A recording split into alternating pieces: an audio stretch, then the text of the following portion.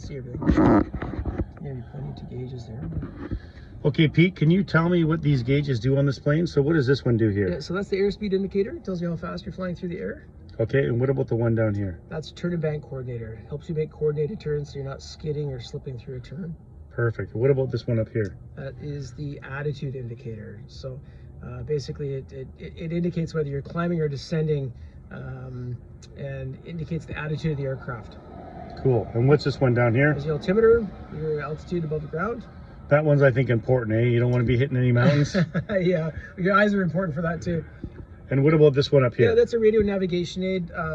If you're in clouds and you want to find your way, you can use that. We don't really use it much anymore, but that's what that's for. Okay, and so the vertical speed. Vertical speed indicator, exactly as it says, how fast are you going up or how fast are you going down in feet per minute.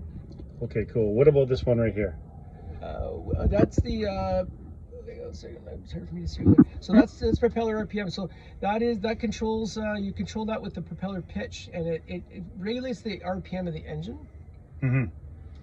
So I guess that's very important. You want to go too much on the engine, you could have a lot of problems. Hang on. I don't have my glass on. That's actually manifold pressure. Okay. So that is basically how much power the engine is putting out in manifold inches of mercury and manifold pressure. So that is set with the throttle.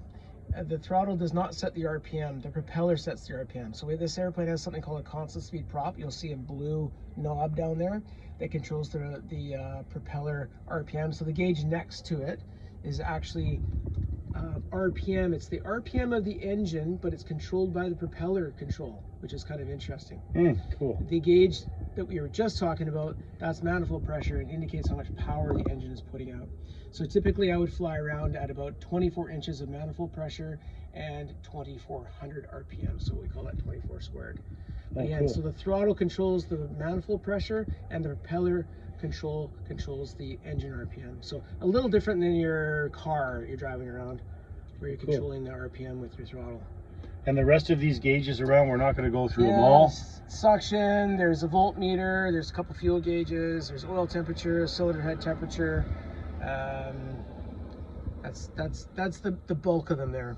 Cool. Might be a clock over there somewhere, but. So you're living a privileged life, my friend, flying a vehicle such as this. Can you just give me a little more information again of how old this vehicle is and what's cool about it? Yeah, 1948. This airplane was rebuilt in about 2010. Originally, it would have just been kind of your family truckster. It wouldn't have been a bush plane such as this, but it's been converted into that with a higher power engine and big bush tires. So we take this off airport quite a bit. It also would have never had a constant speed or variable pitch prop, so we can change the pitch of that propeller while we're flying. It gives it better performance. Yeah, it's great bush plane, really tough, really rugged, and a classy lady at that. Well, it's a beautiful looking plane. I appreciate you giving me your time, and look forward to the next video.